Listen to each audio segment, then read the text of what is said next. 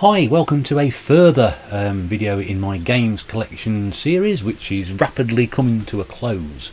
Not many to go after this one. I'm just trying to remember how many I've got left now, and there's not many. So anyway, thank you very much indeed for tuning in. If you are offended by my t-shirt, sorry. Secondly, if you are new to the channel, I don't always wear t-shirts like this, and neither am I that offensive, but it was the first thing that came out of the cupboard this morning, I'll be honest with you. If you are new to the channel, thank you very much indeed for tuning in. Please feel free to like, subscribe, comment and tick the bell for further video notifications, and if you are a returning subscriber, obviously you're not bored yet, so hopefully we will try and do that with what arguably is one of my least favourite, if not least favourite, consoles of all time. I'd have it even lower than the Conix multi-chair, because even though that never got built, it was still way more exciting than this console. I have been told since that I'm probably doing this one the wrong way around. If I was actually into sort of imports and Japanese games and American games, etc., I'd probably get more out of it than I actually do. But I'm not about to go down that rabbit hole, because there's no interest in that whatsoever for me. The reason I've got this is because I bought it as part of a bundle which included a N64 and also a Dreamcast and a Super Nintendo, and it came with a load of games. And over the years I've been quite fortunate to pick up actual just units of this appliance. I've picked up two standalone, no pads, no leads or anything, consoles of this system for £1 each, on the proviso that they're completely untested, and both times they've worked. One I've kept as a spare, one I gave to a mate for Christmas a few years ago with a copy of a game I've got, which I'll get to very shortly. Why? I've been very fortunate, just have been. The console in question, which you know because you've already seen the title card, I keep saying that every single time I do one of these, is this Sega Saturn, as it's called in France. And yeah, it's incredibly heavy. This is the first thing that sort of strikes you about it. You pick up something like the SNES and the N64 and the PlayStation 1. The sheer weight of this thing, first of all. What were they building? The Xbox original? I mean, it's just massively heavy. I don't see a reason why it's so flipping heavy. Perhaps someone could enlighten me onto, you know, did they not want people smuggling it or something? I don't know. I mean, it doesn't look that bad. I mean, so, you know, it's generic black. That's fine. And there's the power button there.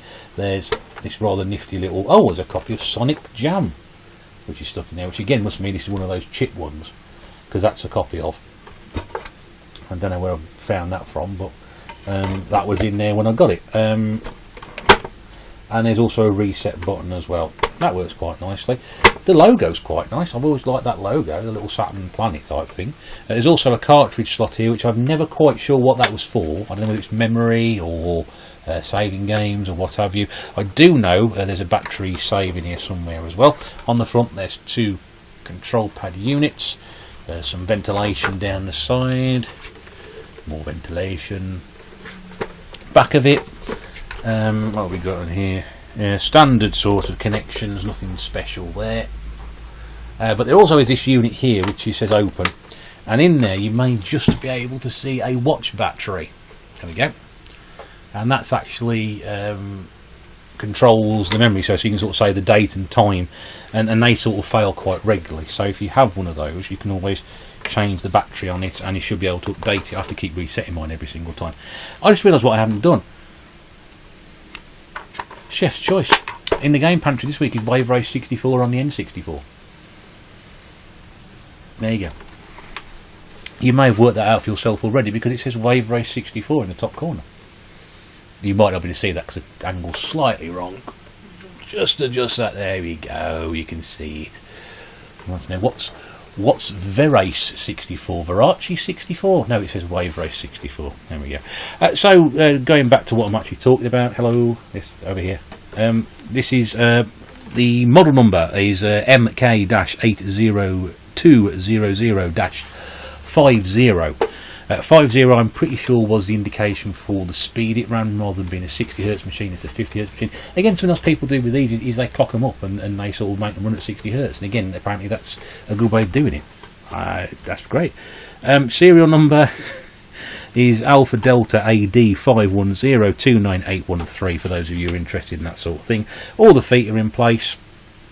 Class 1 laser product. It's very nice. It's probably the best of the three that I've had. There is still some markings on it, but a couple of the ones were quite scuffed up quite badly.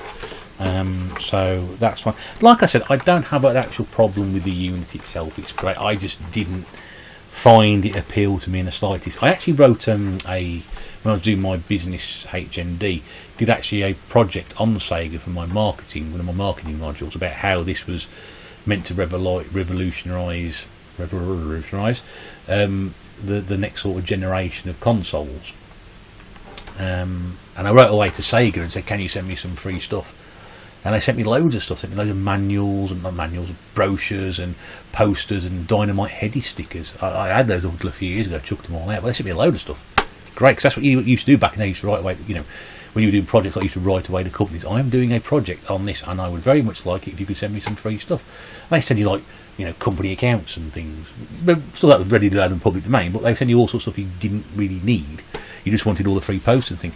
When I was back at school, getting sidetracked slightly, but on the same sort of thing, I used to write to game companies and ask them to send me posters. And then what you used to do with those posters, you used to sort of like cut them up and then stick them on the front of your exercise books. So they always say, you cover your exercise books in wallpaper. Do they have exercise books now? There's been something like tablets or something, I don't know. Also like a book which open and sort of like electronic type things. I don't know, I've not been to school, in this school for years. But used to do that, used to say, oh, you know, to protect your books, make sure you go and cover them in wallpaper. And every used to come with these like horrible wallpaper you had in your house for years, like 70s flower patterns, so it was back in my day. So I used to write away to games companies saying, can you send me some free posters? And they used to send me loads of posters. I used to cut them out and then fold them around the front. My exercise books, I then got Turbo Outrun on the front and Tubing on the back. Great idea that was. Anyway, so that's the Saturn. There was an interesting. They got the light gun for the Saturn. It's explained well when I got one of the games here. And the joypads were fine. Again, it was based on the Sega Mega Drive ones. I can't quite reach mine because it's in the way of the microphone, and I dare say I knock it all over, I have to start all over again. I don't want to do that. This is my 5th video of the day. I'm actually getting knackered now. But yeah, so there, Sega Saturn console. So let's go through some of the games. In fact, some of the games, all of the games I've got. I'm going to start with some. I've got some loose ones. How have I got loose Saturn games? The Saturn boxes, as I go through, were notorious for falling apart. They really weren't the best boxes. They looked very impressive, but they lasted about 5 minutes. And I'm not sure why, because Sega produced probably the 2 best boxes known to man. In fact, probably 3, I would say, because the Dreamcast ones weren't bad either. But the Master System ones and the Mega Drive ones were built to last. Those things at the moment are still in one piece you can buy and in good quality condition. They might have the odd chip off the plastic here and there. One of the clips may have fallen off the manual holder inside, like most of mine seem to have done. What on earth was that? Loud noise in the background. There's no screaming or blood, so I think we're all right. That's probably the door open. Beyond that, I've also got talk about those boxes. Those are really good ones. Some here are okay, but some of these are just falling apart. I don't know why Sega sort of decided to put together plastic and cardboard. Didn't work. Anyway, so I've got some loose games here, which I'll do first of all. They've all got the manuals with them. They might be loose, but they've all got the manuals. Probably because the boxes were obliterated. And I have no idea what the condition of the discs are, so we'll have to see, won't we? First up is Soviet Strike, which is part of the Strike series.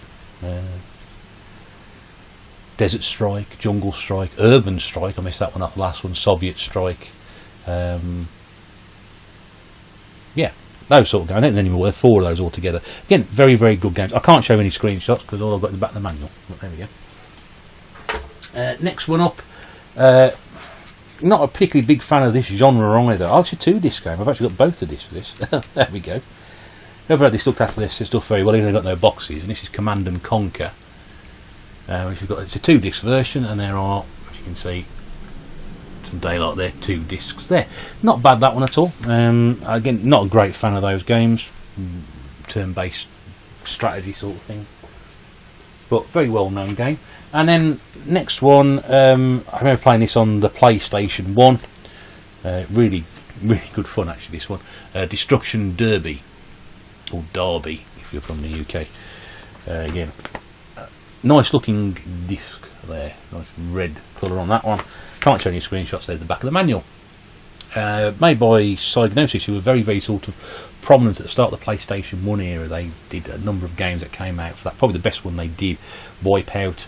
The Formula 1 game that came out first of all wasn't too bad either. That one was alright. My mate had on the PlayStation 1. Good fun. Much better than the second one. The second one was a bit of a cash-in. So those are the incomplete ones. The now, well, I say incomplete ones. Those are the ones about boxes. Some of these are going to be incomplete, I can tell you that now. First up is one that came on my gaming market video, Birmingham market video, which I picked up from my old friend. I've known him for a couple of months, or spoken to him about 4 or 5 times ever. 2T UK, which is World Series Baseball, because I do like sports games. This was picked up for a couple of quid. No manual inside this one. Box is a bit hanging on the loose edge there. I have to hold that in place. No manual with that one. But 2 quid, and that's the first Saturn game I bought since I had my Saturn. That's the first Saturn game I bought in 10 years. This one, again, you'll see why these sort of things are just falling apart. Dreadful boxes. This is Worms. Now you see it's missing the front bit of plastic off this one. Oh, really? So there should be a bit of plastic going there. That's gone. You can see the glues there. There's the disc. There is no manual.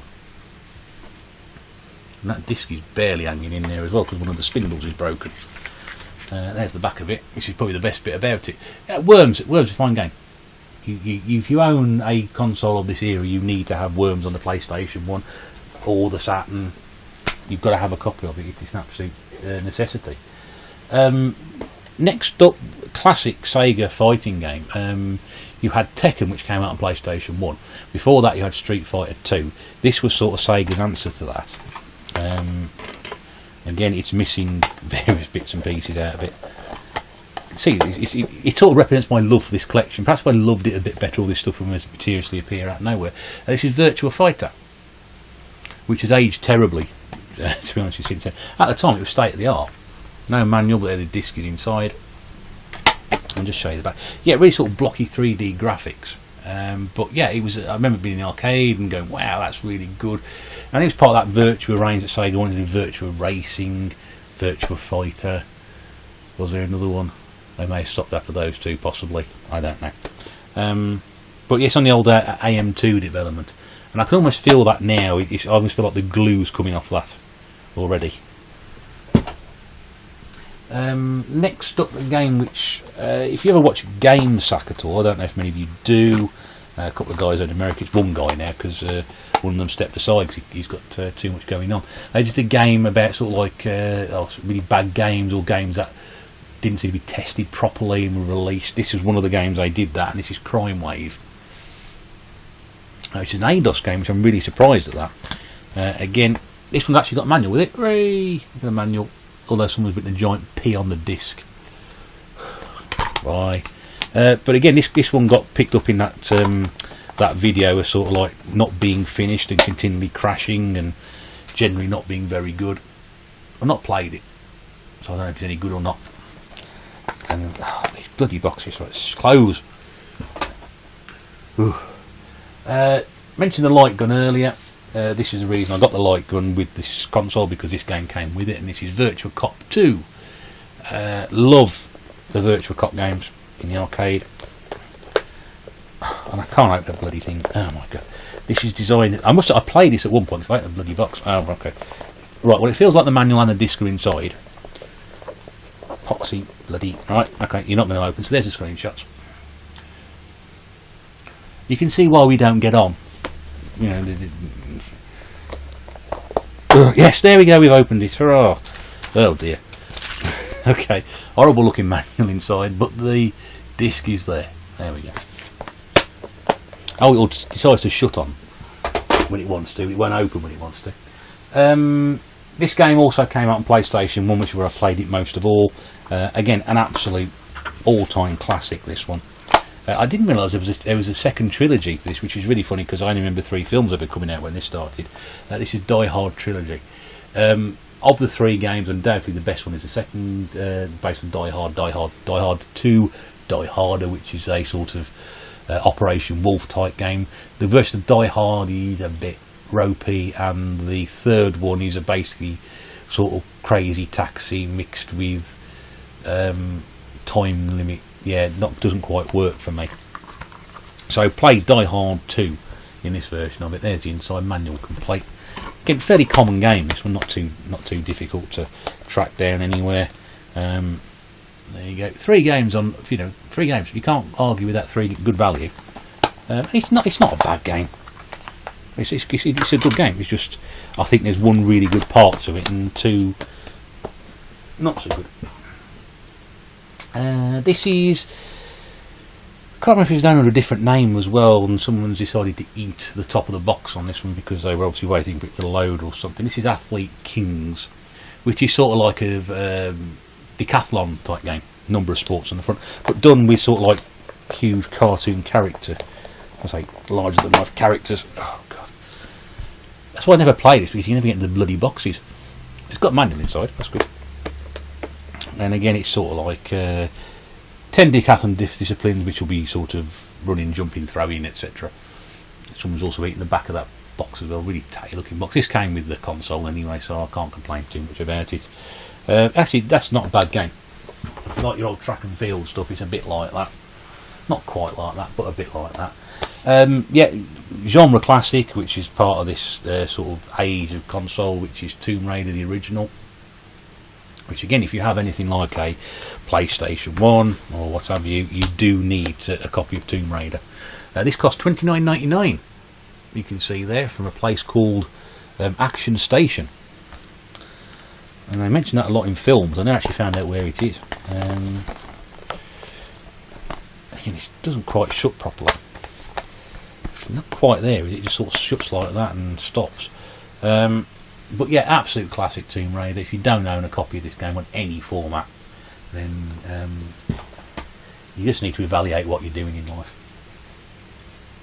I don't know how many copies of that I've got. I don't know. Loads, probably.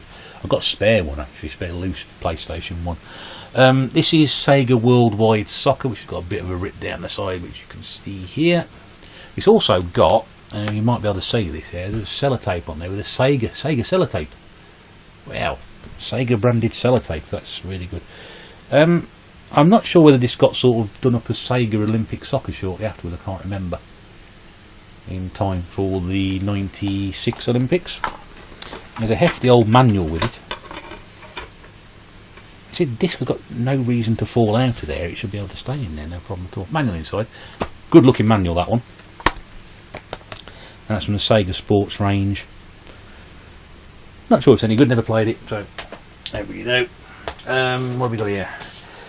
I quite like this game when it came out, much better than the football version. And this is Actua Golf, which features commentary by Peter Alice, amongst other, the voice of golf, and 2 other guys. One, Tony Adamson, used to be Radio 5 Live Sports golf correspondent, and Pat O'Brien, who I think was a film actor, wasn't he? Didn't he star alongside James Cagney in Angel with Dirty Faces? Possibly. Got a manual. It's also got one of those revolutionary, oh god, one of those revolutionary manuals which has a top and a bottom part to it. There's no reason for that to fall out of there because there's no spindles missing. So it just feels like an afterthought. Even the box, it just feels like an afterthought. But yeah, good quality golf game. Now again, played on the PlayStation 1. It's aged a lot better than the actual actual soccer titles have.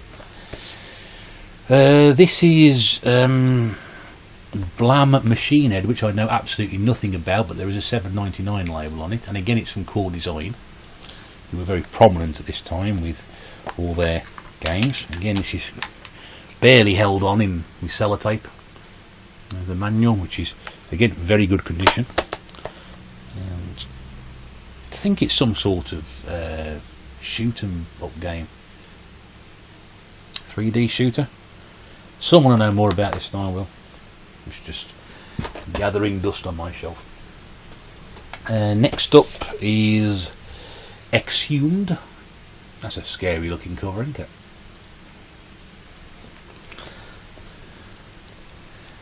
I am no snarkological type game which you probably dig something up you shouldn't be digging. Does actually come with a rather snazzy booklet which gives you an idea. There's some games that came out for it, so you've got Nights into Dreams, you know, all the good games that I don't have. Story of Thor 2. We've got Destruction Derby, Athlete Kings, Terry Pratchett's Discworld, which came out for the Saturn. Fighting Vipers, Virtua Cop 2, Virtua Fighter Kids, Three Dirty Dwarves. Never even heard of that one. Three Dirty Dwarves, anybody?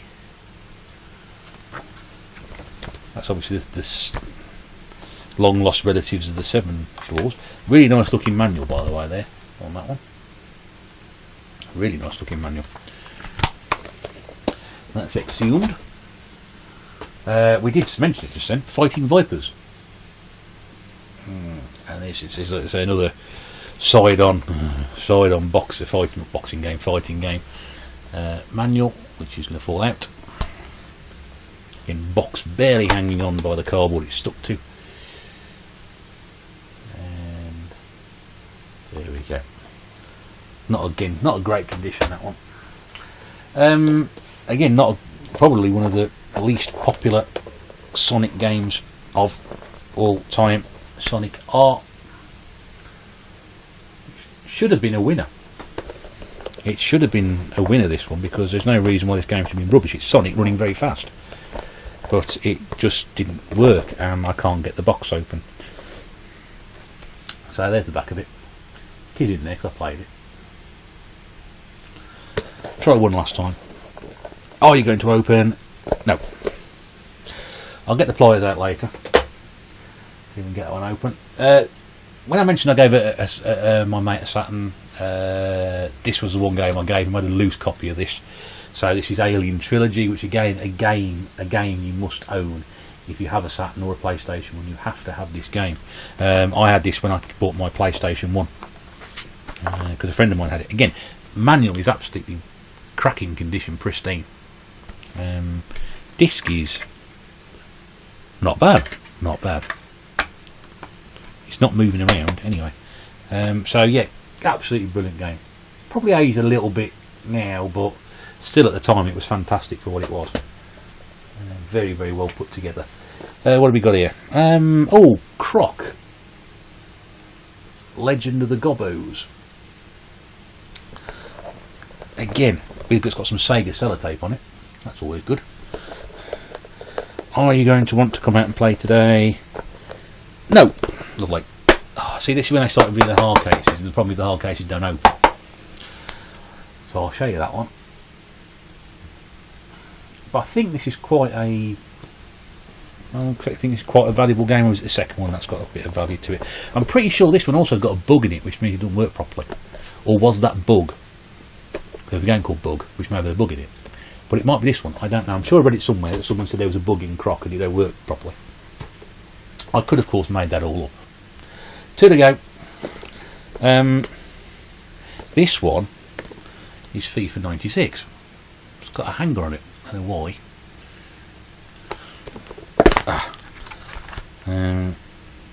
But I like that because it's got that. Can you see that in the middle there? Electronic Arts. I mean, that's a cracking case, isn't it? I mean, that is absolutely beautiful.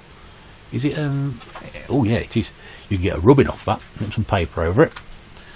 Yeah, absolutely lovely that. Which, when you consider it's a FIFA game, is a complete waste. The giant size of it, though. Look at that. It's like a video cassette. It doesn't fit in with the rest of the collection at all. But there we go, FIFA 96. And it was this sort of version of FIFA where you sort of got this roving camera and this big sort of 3D thing. I was just like, no, it's not quite what it should be. Not quite what it should be, but yeah, well, there we go. And then finally, Virtua Fighter 2, because I haven't got enough Virtua Fighter games. Well, I've got the first one. Again, that one opens up nicely. Size of these manuals. No, one of these boxes failed. Look at the weight in that. I mean, that's That is not a light manual. None of you man about manuals nowadays, but that is not light at all in the slightest. No wonder the weight on the boxes when you're holding things like that opens and the cardboard's going to go, it's going to split like that. And finally there's the back of the box.